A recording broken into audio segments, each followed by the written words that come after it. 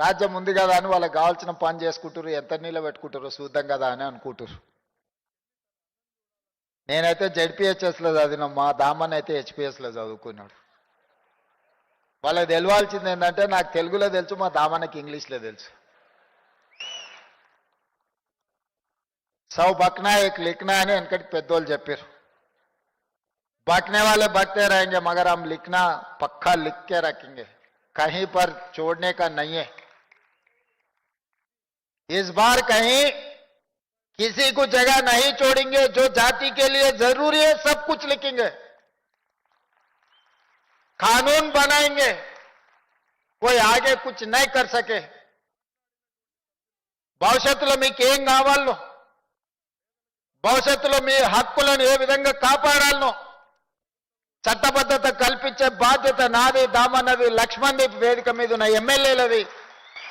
మేం కల్పించే చట్టబద్ధతను కాపాడుకునే బాధ్యత మీది. ఇది సమాజానికి ఉపయోగపడే విధంగా దీన్ని ముందుకు తీసుకెళ్లాల్సిన బాధ్యత మీ మీద ఉన్నది. మిత్రులారా, అప్రమత్తంగా ఉండండి.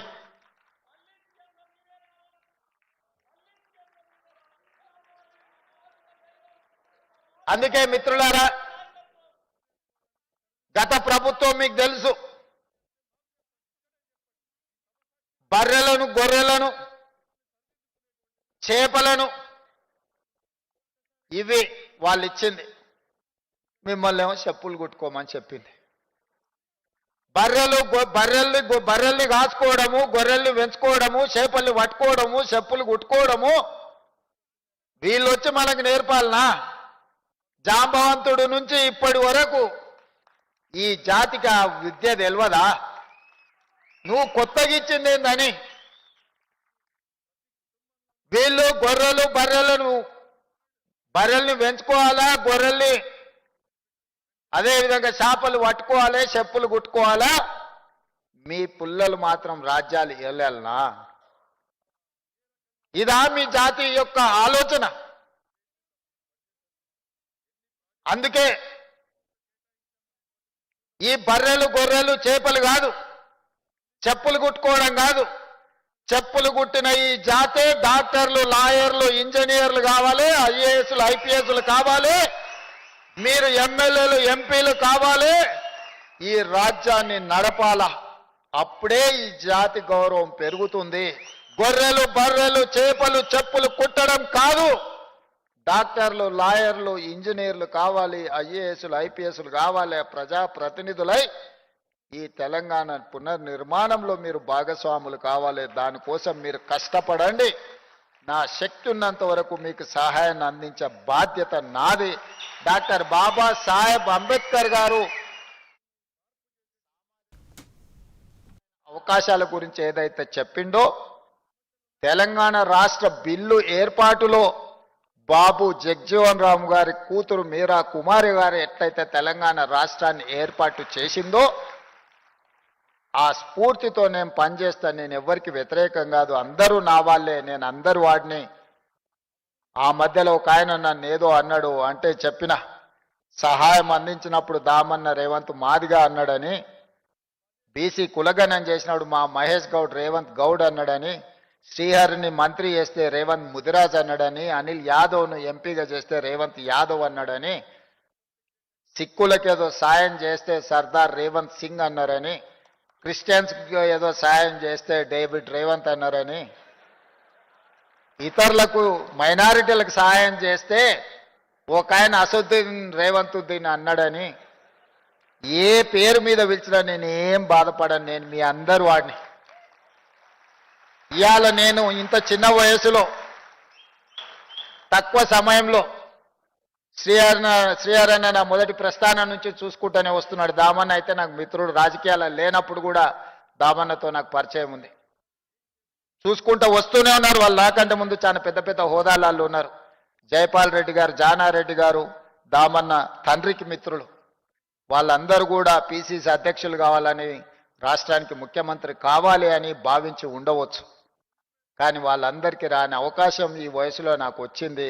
ఇది 10 మందికి ఉపయోగించడానికే తప్ప 10 మందికి సహాయం చేయడానికే, నిస్సహాయులకు సహాయం అందించడం నా బాధ్యత అని నేను భావిస్తున్నా. అందుకే ఈనాడు ఈ జాతి సమస్య పరిష్కారానికి శాశ్వతంగా పరిష్కారం చూపించాలని నిర్ణయం తీసుకున్నాం.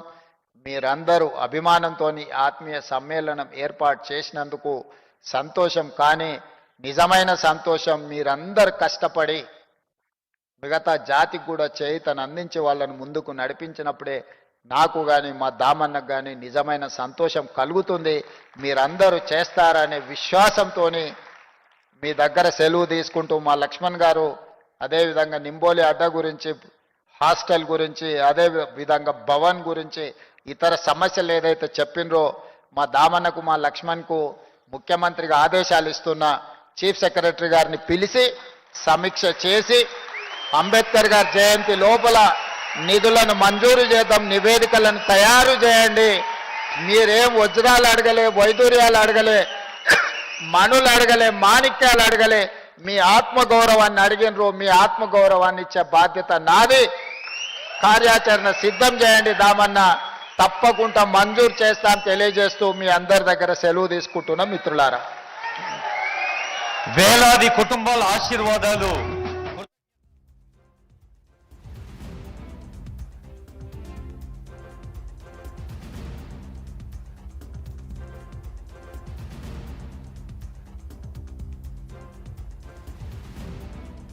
గారికి చేసే సన్మాన కార్యక్రమానికి ఉద్యోగులు రావాల్సిందిగా కోరుచున్నాం.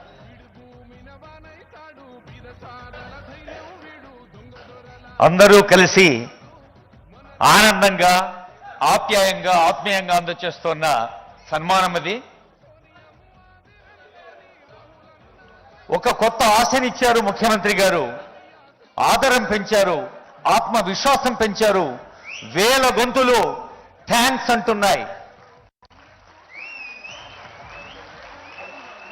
తెలంగాణ రాష్ట్ర వ్యాప్తంగా లక్షలాది చప్పట్లు మోగుతూ ఉన్నాయి.